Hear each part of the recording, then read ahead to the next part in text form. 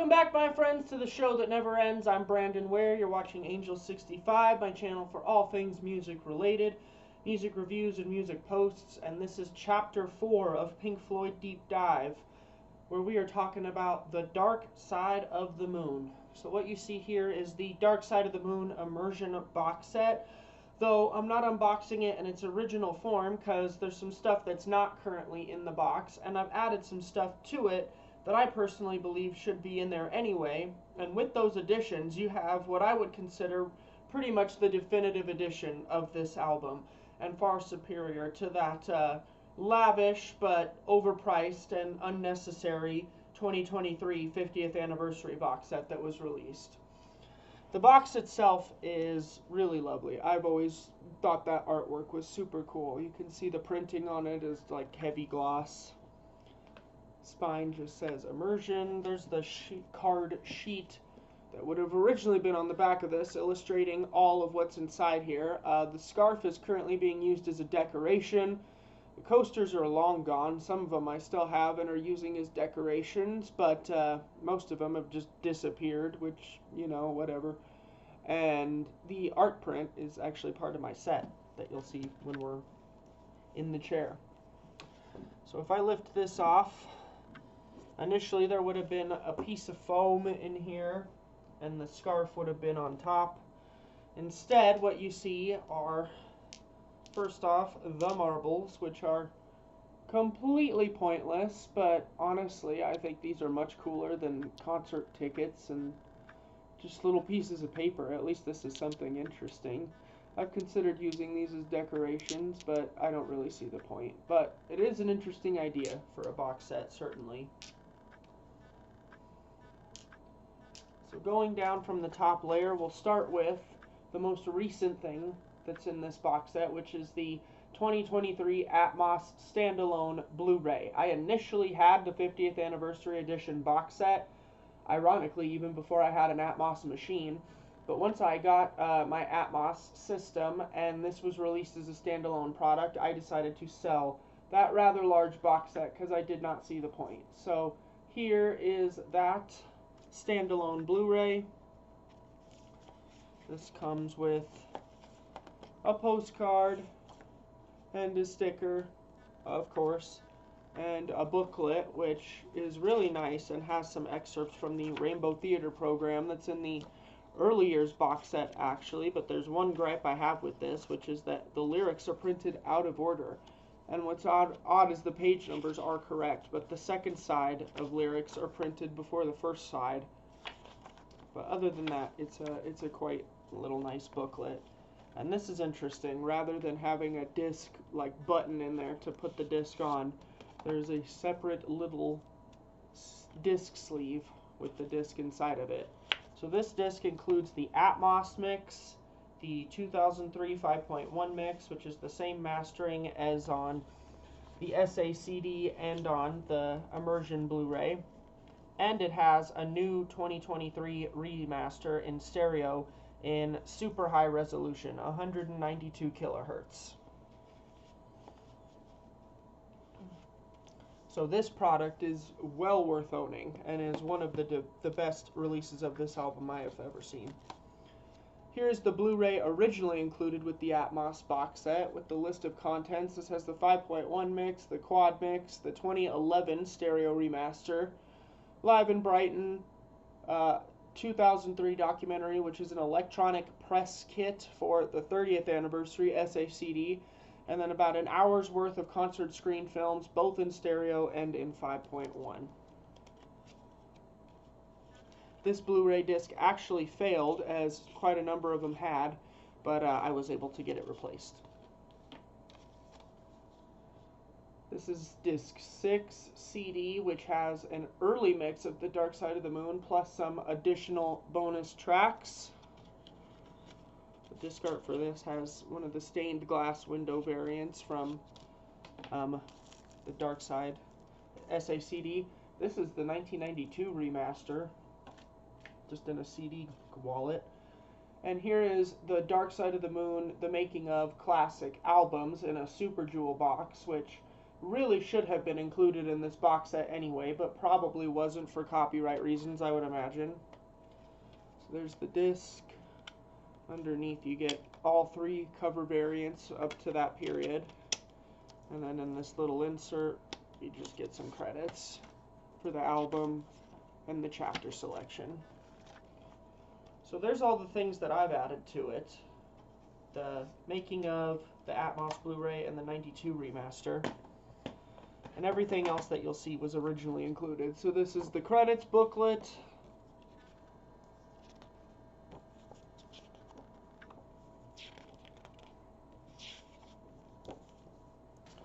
Collector's cards. The back of these say that these were supposed to be a set of 57, but as far as I know, there's only ever been 12, 4 in each of the 3 immersion box sets, so I wonder if they were ever planned to be more of these, or if it was just a failed idea, because they're not particularly interesting, but, and they really have nothing to do with Dark Side of the Moon, but, neat idea, I guess, for a collector's box set. And then we get the pointless memorabilia, including a Rainbow Theater ticket stub and a backstage pass.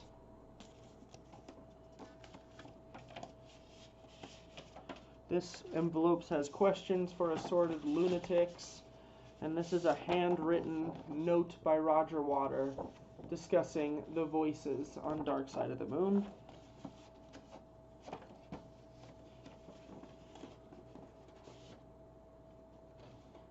Below this we have 2 booklets, the first of which is the album booklet.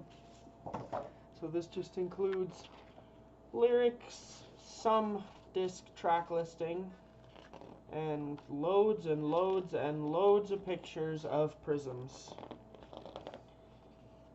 And almost no pictures of the band in this, just different cover variants and things related to the artwork.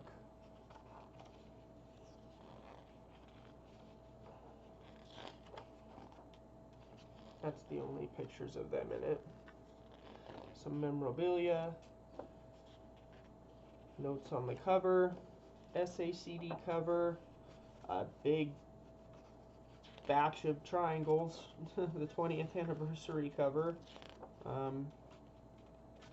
and pyramids.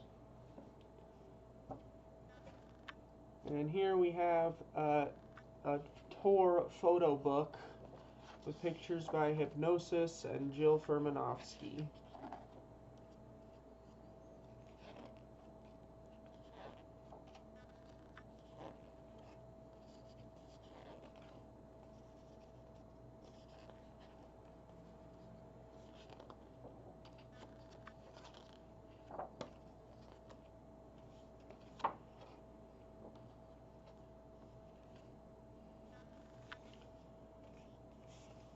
And below that we have the rest of the discs. We have the CDs, the 2011 remaster, Live at Empire Pool, the DVD of multi-channel mixes, and the DVD of documentary and concert screen films.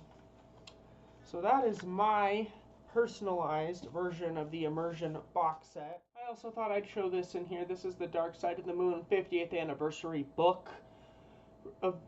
This is the same book that would have appeared in the 2023 Deluxe 50th Anniversary box set, but it is available separately.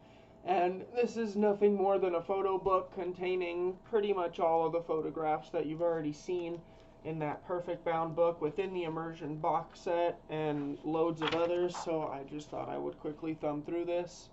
It is a gorgeous looking book, not the coolest book in the world though, because there's very little commentary. Some thoughts from the band would have been nice, but this is literally nothing more than a photo book.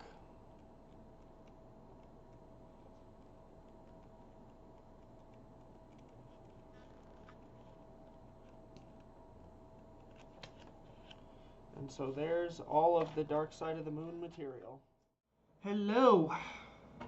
Let's talk about Dark Side of the Moon, one of the biggest selling and most ubiquitous albums ever.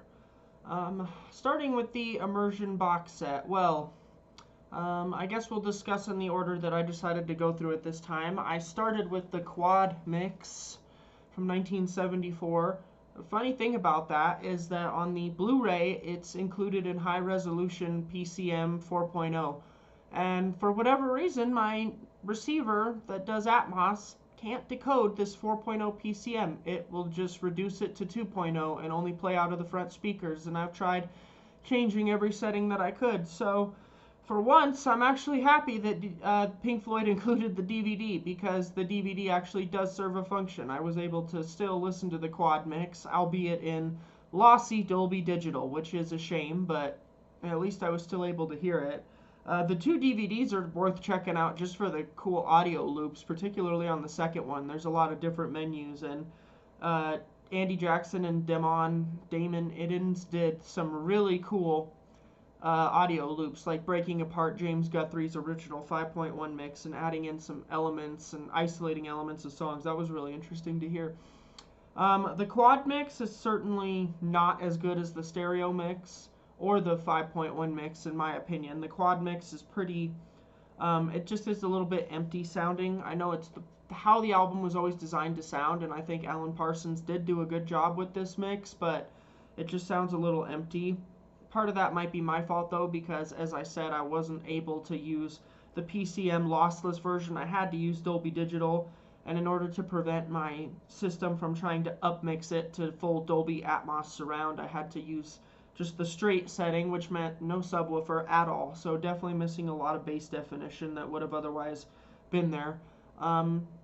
It's okay, but some of the songs are a little bit different, and they don't sound as clean as maybe as processed as they do in the stereo mix. Like, for example, on Us and Them, the repeat echo bounces from speaker to speaker around the room, but it's louder and more aggressive and less like ambient than it is in the original 73 stereo mix. So some things are just different, but for historical context, it's a fascinating way to hear the album. And I wonder how many people back in the day actually did hear that quad mix. How many people had an SQ quadraphonic turntable or a quadraphonic 8-track player. Funny to think about, but I certainly think the original stereo mix is just balanced better, and I like the compression and the EQ and the reverb on it, just the overall tonal quality of it more. Speaking of the stereo remaster, I didn't bother with the 2011 remaster CD because it's exactly the same CD that's in the Discovery box set, but I did want to compare the 2011 remaster in high resolution to the 23 remaster in high resolution, and wow, what a difference, I must say. In a previous video, I mentioned that the SACD 2003 stereo remaster was probably the best stereo master I have heard of Dark Side of the Moon. Well, I take it back. The 2023 remaster, included on the Atmos Blu-ray in ultra high res, 192 kilohertz, was absolutely outstanding.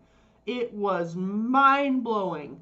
It is the best I have ever heard that album sound in stereo, and truly some of the best stereo sound I've heard, period, in my life. Whatever EQ choices were made different, and the fact that it's in ultra high resolution, the soundstage was gigantic. Literally, the soundstage was so big that for a minute I was like checking the settings on the disc to make sure that I had it set to stereo and not Atmos. It was so enveloping and so crystal clear. So much detail in there. And it really just shines a light on why high resolution audio is truly so much better than CD, despite the convenience factor of CD. And it's honestly even better than vinyl in a lot of ways, because that certainly sounded much better than my 2013 pressing of the 2011 remaster on vinyl. That was mind-blowing. And the thing is, I had heard it before when I first got the Deluxe 23 50th anniversary box, which, as I said in the unboxing, I've since sold. But I guess I just didn't remember it sounding that good, or perhaps I didn't have my settings right, or I didn't have that stereo at that point yet, or I was just possibly not in the right headspace. But last night when I put on the 23 stereo mix, cranked up and just listen to that in ultra high resolution. That was absolutely stunning. It literally felt like hearing a new album. It was just so good. So, I take back, there's no point in owning the Dark Side of the Moon SACD, and unless you're interested in the quad mix and some of the other more archival stuff that we're about to talk about in the Immersion box set, really you only ever need one more copy of this album, and in my opinion it is that Atmos Blu-ray, because the stereo remaster is fantastic. The 5.1 remix is, of course, as I've already said in previous videos, phenomenal. It was one of the first albums I ever heard in surround sound, and it just lends itself to that format, and it especially lends itself to the Atmos format. Now, this is for sure the first Atmos mix of an album I had ever heard. I bought the 23 Deluxe box set, kind of was a fool for it, and just wanted to own it because it looked cool. But this is prior to me even having an Atmos setup. But after spending so much money on that box set, I finally did upgrade to Atmos, and so this would have been the first Atmos Blu-ray I ever played. And yeah, it's fantastic in Atmos. You just really get to live inside the album. It's almost like you're a little worm that's inside of the circuitry of the mixing desk with all of this stuff going on around you. It's incredibly immersive. So with that one disc, I think you're pretty much set on Dark Side of the Moon for the rest of your life. That said, if you want to experience it at a deeper level and hear some of the stuff that's in this Immersion box set, the quad mix is interesting, and perhaps they could have included the quad mix on that Atmos Blu-ray as well and just had all four of them in one place. That would have been nice, but again, the quad mix is more of an archival thing, less of a modern listening thing, so I can see why it wasn't included on that 50th anniversary Blu-ray. Live at the Empire Pool, Wembley, which is available separately on the Experience Edition, which is just a 2 CD release of Dark Side of the Moon from 2011, is great. I think it sounds really good. They do all the effects and stuff live, and it's fun to hear them perform the piece start to finish with Roger. I will say it sounds a little bit low energy, and like there's just some, I don't know, it just doesn't sound as good as the Pulse recordings of '94 when they played it all the way through. For whatever reason, it just doesn't have the same impact for me. It sounds a little bit low energy. This is, of course, the same show that some of the tracks that are coming up on the Wish You Were Here box set and the Echoes live at Wembley from the early years box set were all taken. And for whatever reason, the Dark Side of the Moon portion of that show just is not the most engaging audio experience for me. Some of the things that I suppose I don't like about it, as much as I like Vanetta Fields and Carlina Williams' vocals mostly throughout, and certainly on the Wish You Were Here album, I don't think they did justice to The Great Gig in the Sky. It just seemed a lot less soulful than either Claire Torrey's performance or some of the backing vocalists' performance on Delicate Sound of Thunder and Pulse, who put more energy and more emotion into it. It just sounded a little bit uninspiring by comparison, if I'm being completely honest. And I also didn't care for what they did on Us and Them, where Dave sings his word, us, and then the two of them bounce back and forth echoing it. I just thought it was a bit corny.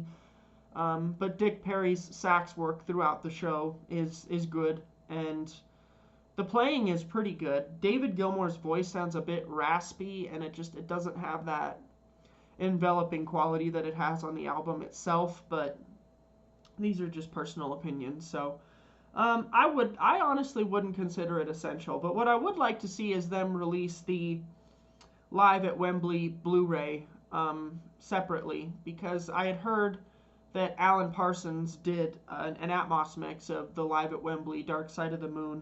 I don't know if this includes the full show with the tracks from Animals and Echoes, or if this is just the Dark Side of the Moon segment, but if he did really do that mix, then I'm excited to see that come out, and I imagine it would come out after this Pompeii reissue by Steven Wilson. I'm excited to check that out if it does come out, but not essential. Then we get to some of the audio-visual material. The 2003 documentary that's on that Blu-ray is just an electronic press kit for the SACD, and is basically a condensed, far less expansive version of the classic album's making of documentary. So Certainly not essential viewing, but given that the classic albums documentary is not actually part of the box set, I suppose it's nice that there's some kind of discussion and making of material, but really it should have been a lot more immersive than that. They should have included classic albums. I'm not sure why they were unable to license it or chose not to include it. For example, on Def Leppard's Hysteria 30th anniversary, they were able to include their classic albums documentary for Hysteria, so I'm not sure why they couldn't get it in there. It would have been nice if it was in there. And then the concert screen films. Well, whether you're interested in this or not is really down to personal taste. I actually find it really cool. It's almost a precursor to music videos in a way. These are, of course, the films that would have been playing on their big, giant, circular screen behind them while they're on stage. And they're certainly products of their time. Very 70s in their approach to visualizing the music, but there's some interesting stuff in there. And you get 3 different sets of concert screen films from the British Tour 74, French Tour 74, North American Tour 75. So a lot more visual content than in any of the other immersion box sets, which is nice. The 5.1 surround mix. The portions that are the same as the album pretty much come directly from Guthrie's 5.1 mix, but there's also some additional elements mixed into 5.1 because some of these pieces were extended and changed a little bit on stage, so it's definitely worth hearing both in stereo and 5.1 for that reason. And I found it entertaining to watch, but I've heard other criticisms that maybe either they didn't need to be there at all or they could have like incorporated it into the surround mixes of the album, because on the Immersion Blu-ray you don't get anything on the screen when you're listening to the audio only part. You literally just get a black screen. At least on the 23 Atmos Blu-ray you do get the album cover on screen as opposed to just complete blackness, but I suppose they could have done that. They could have just integrated the concert screen films into the surround mix, but I personally liked having them separately. A, for the reason I said, that some of the stuff on stage was extended, so you get to hear some of that 5.1 stuff extended, unlike it would have been done otherwise. And B, because when I'm listening to the album, I think the visuals that are on the original album artwork speak for themselves, and they don't need that video screen stuff behind them. It's a different thing listening to a studio album versus listening to a live album. That's just my opinion. The most interesting surprise to me on this immersion box set, because I must admit I haven't listened to all of the stuff in it for many, many, many years, probably since I first bought it, was disc 6, the previously unreleased track CD. This was fascinating. This was truly a peek behind the curtain. So it starts with the Dark Side of the Moon early mix that Alan Parsons did in late 72 prior to bringing in Chris Thomas, and it is very, very, very different, much punchier and less ambient. A lot of stuff that was in the final mix is missing. It's not there. The voices are not there. The Claire Torrey's lead on The Great Gig in the Sky is not there. It's mostly just some weird, like, spacemen talking to each other on a transistor or a ham radio or something. And the overall EQ things are different. On Time, there's no drums in the chorus. On Us and Them, it just starts with piano. The rest of the band doesn't come in, no organ, and Dick Perry takes a longer solo before the edit on the album where his solo comes in on like the second repetition of the theme.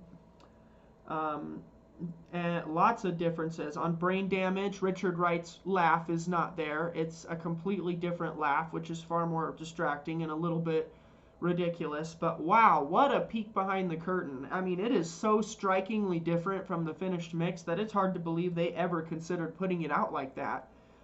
You have to wonder, had they put it out with this much more raw, dry, kind of Adam Hartmother sounding mix, would it have been nearly as successful as it was? And I have to assume no, it wouldn't be. Chris Thomas really did bring something to the final product.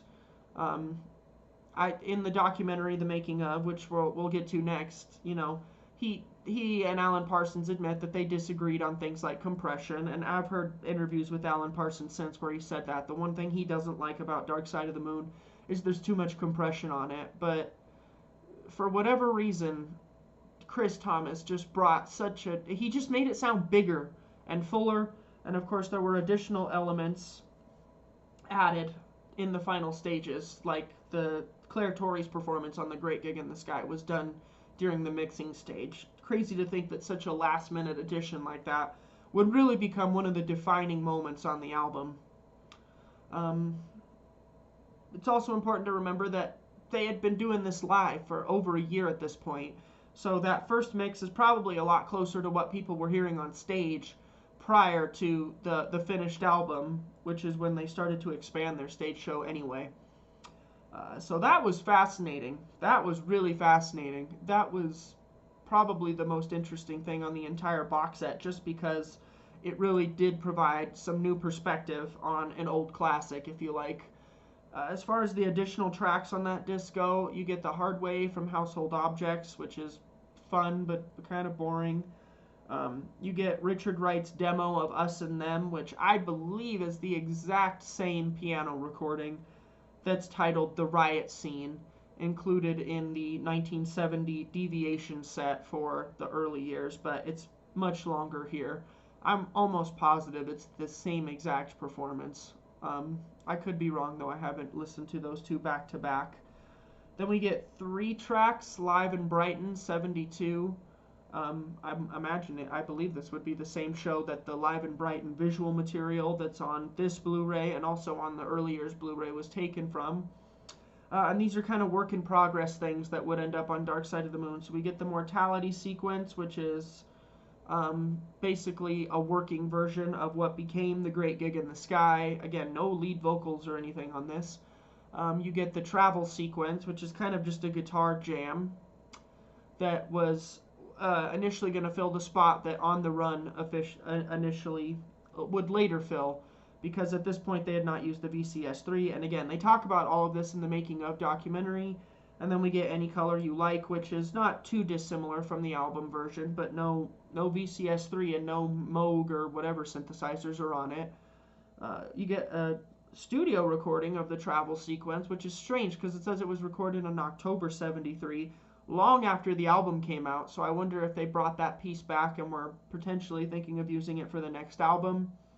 And then that disc closes with Money, Roger Waters' demo, where you can hear just how stark and simple his original conception of the song was before it became a Pink Floyd song. So that final CD disc was probably the most interesting thing in the entire box set for me. It was startling to hear that after not hearing it forever and comparing it to the final version. Really, really cool. If I had a gripe with it, it's that instead of adding it on CD, they could have just had it on the Blu-ray in high resolution audio. And you know, it's hard to criticize that box for the things it doesn't have, given that at that point Atmos mixing was not common and they weren't going to do an Atmos mix back in 2011 when this box set came out. But I feel like it's incomplete now, and I feel like the 2023 anniversary edition box set was extremely incomplete because it has nothing new in it other than the Atmos mix, and everything else is just re-released material in a giant, ridiculous box. Just my opinion, and that's why I sold it. But if you get the immersion set, the Atmos Blu-ray, and the making of documentary, which again really should have been included, you've got yourself a pretty comprehensive overview of this period in Pink Floyd's development. And you basically have every version of Dark Side of the Moon that you could ever want to hear, as far as I'm concerned. But is it essential? If you're a diehard fan, maybe.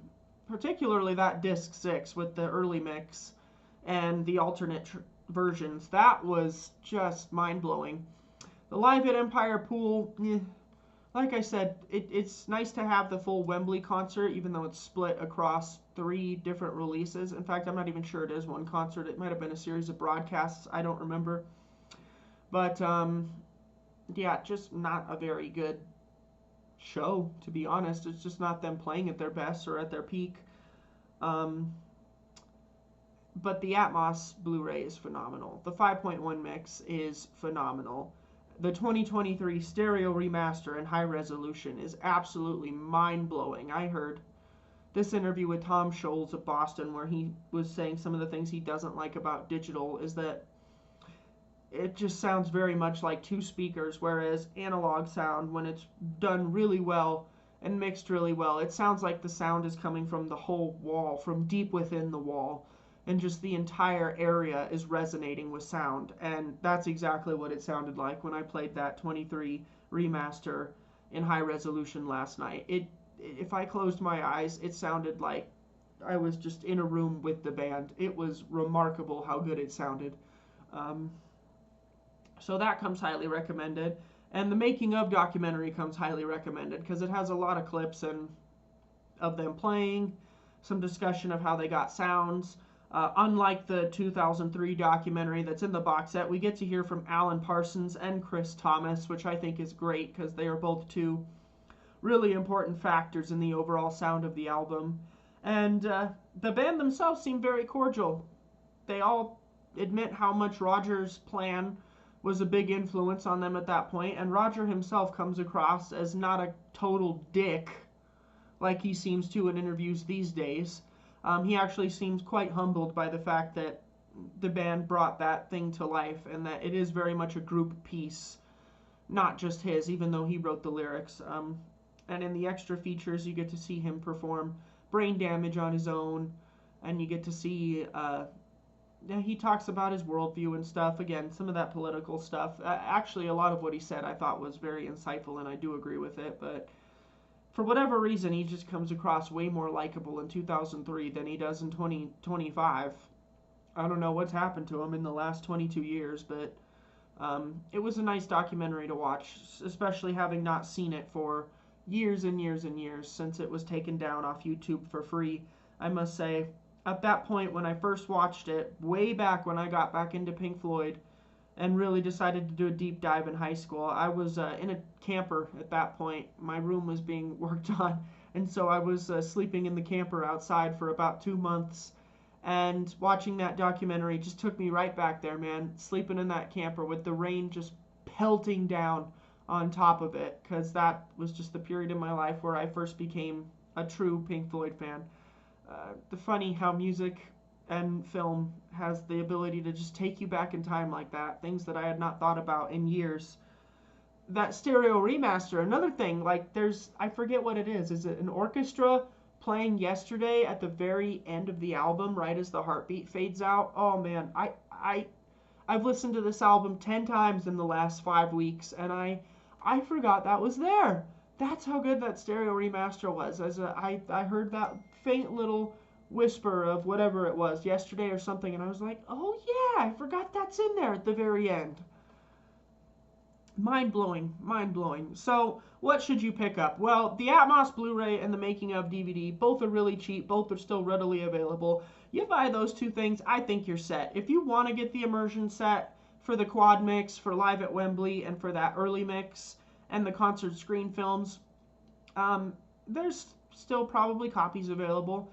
I wouldn't pay anything more than $100 for it, which I think is around what I got mine for a few years after it had already been out.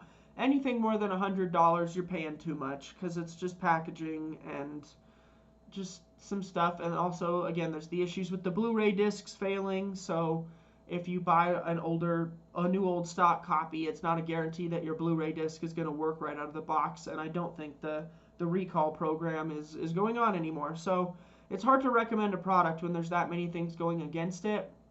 You can get the Live at Wembley CD separately if you buy the Experience Edition, the 2 CD version, which is just the original album, the 2011 remaster, and the Live at Wembley concert. The only things you miss out on then are the concert screen films and the early mix that's included on disc 6 of the Immersion Box Set. So I'm certainly glad I got mine when I did, but would I buy it again? I mean, I'm such a big Pink Floyd fan that I probably would, but again, not for over $100. And the album itself, well, I've said pretty much everything I have to say in Chapter 1 of this deep dive, but it's perfect. It is timeless. It is a deeply emotional and enveloping album, and it's one of the best things they've ever done. It's probably them at the peak of their powers as a band unit, because the next two albums, though I like them a lot, are more isolated sounding. Please leave me alone. Just my thoughts. Well, anyway, that's all for now. Let me know in the comments. Do you have the Immersion Box Set? What do you think of it? What do you think of the album itself? What do you think of the Atmos mix and the making of documentary, etc., etc.? It's time to move on to one of the darker albums for me, which is Wish You Were Here. Not because I don't like it, I love it, but because it just has a lot of emotional resonances to it that may have not already been there. Okay, that's all for now. Thanks for watching. Bye.